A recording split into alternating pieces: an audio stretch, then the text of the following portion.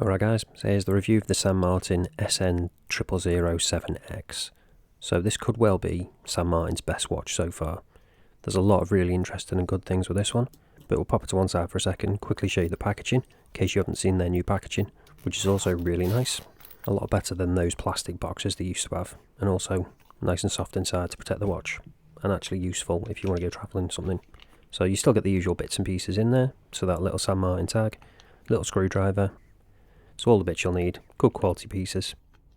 But now let's get down to the actual watch, and here it is. So it is a really good looking piece, as I said earlier. I'm really liking this one. But before we get into why, let's go over the dimensions on this first. So we've got a diameter of 37mm, thickness of 12.8, lug width of 20, and then the all important lug to lug is coming in at 46.5. When it comes to the actual end link to end link measurement, it's slightly different because these female end links don't actually quite sit flush, but we'll talk about that later on in the review. But now let's take a look at the dial and talk about that in a bit more detail.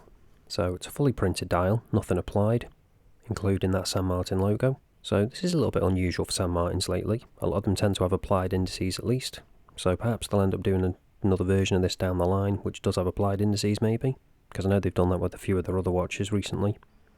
But either way, it does still look good. And as you can see, we've got a nice box dome crystal on this. I do like that. Adds a nice bit of distortion. I'm a bit of a sucker for that, as you probably are well aware by now. But we'll be checking out in a bit whether it is actually sapphire crystal or not.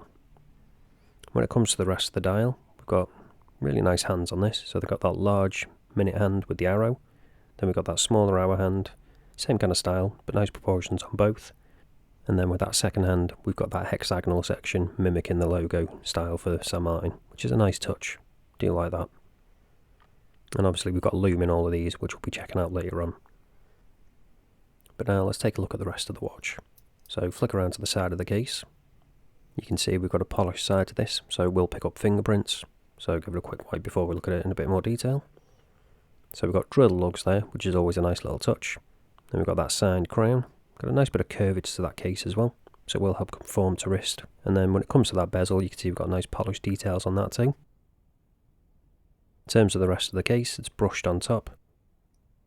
And then you can see these female end links, which are actually female end links, but again, don't drop down. There's not really any pivot on them.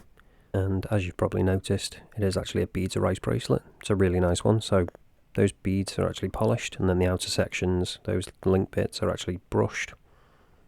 All really nicely done, as you come to expect with San Martin. Nice bit of articulation on this as well. And again, we've got polishing on the side of those.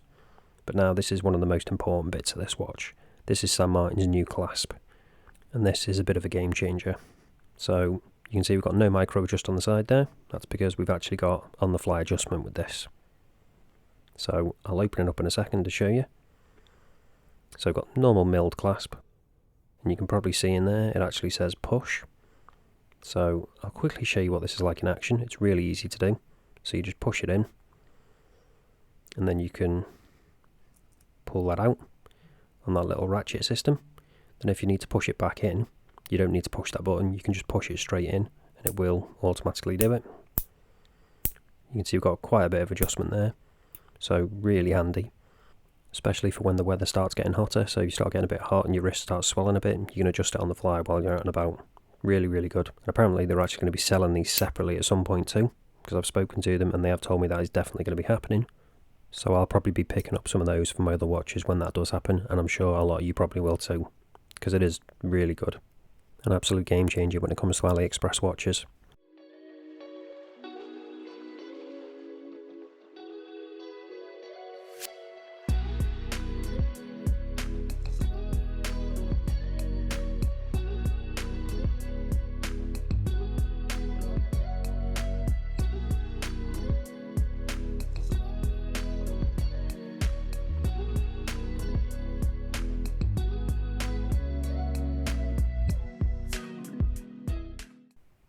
So now let's get a zoom out and let's talk about this bezel.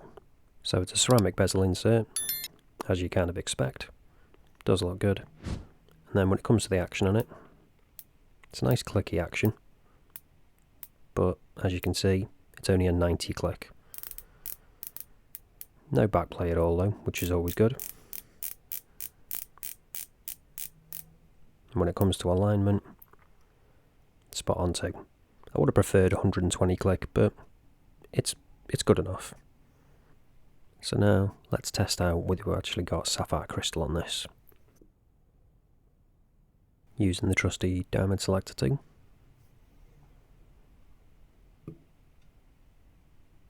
And yep, as you can see, we have got sapphire crystal, which is always good. And again, you kind of expect it at this price. But it is nice that we've got that nice box dome sapphire crystal. Do you like this kind of crystal, or would you prefer a flat one, or just a normal curved one? But now, let's check out what the Lume's like on this. So you can see we've got a little bit there already, but let's charge it up, give it a proper chance.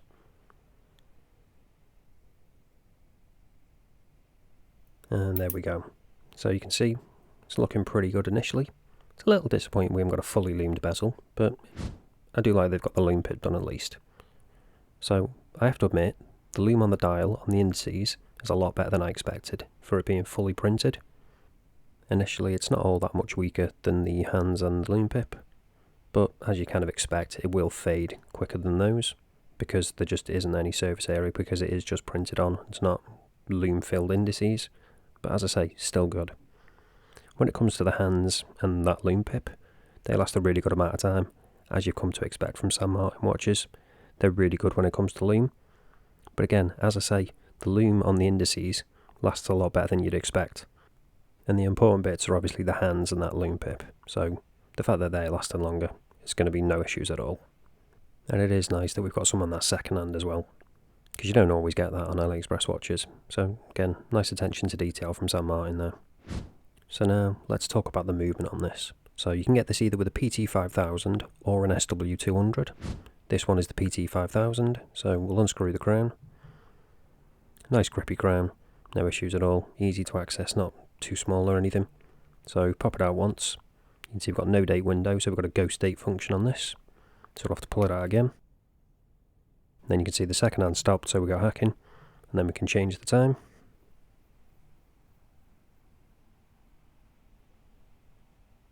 And then if we pop it back in, you'll see the second hand restarts again. Then obviously we've got hand winding, so it's all working well. I've not had any issues with any PT5000 movements I've had before, so this one is no different. Absolutely rock solid. And when it comes to this movement versus the SW200, I'd personally be going for this, because they're both clones of the ETA anyway. And in my experience, as I've said, the PT5000s have been just as good. So as you can see, overall it's a really nice package, this piece. And again, I think this could be San Martin's best watch to date. Or at least it's the best one I've checked out anyway. But before we go into the little niggly issues we have, let's quickly show you what it's like on wrist, and then we'll wrap this up. So here's what it looks like on my 7-inch wrist. And as I say, it does wear really nicely. A little bit of curvature to that case, but again, if you've got a smaller than 7-inch wrist, it could be a little bit of an issue with those slightly odd female end links. But otherwise, really comfortable bracelet with the beads of rice. And obviously, with that clasp, that new San Martin clasp, with the on-the-fly adjustment, perfect fit every time. Really is a game changer, as I've said previously. So I'm really looking forward to trying that on future San Martin watches, and hopefully trying to get it on other watches too, because I do think it's going to make a big difference. In terms of the rest of the watch, I think it's a really good looking piece. I love the way the light just catches everything, the beads of rice, those high polish on the hands, that lovely domed crystal, adds a little bit of distortion too. But the question is, do you want one? Are you interested in it? If you are, links are down in the description as always, but that's it for this one guys. Thanks for watching, and I'll see you in the next one.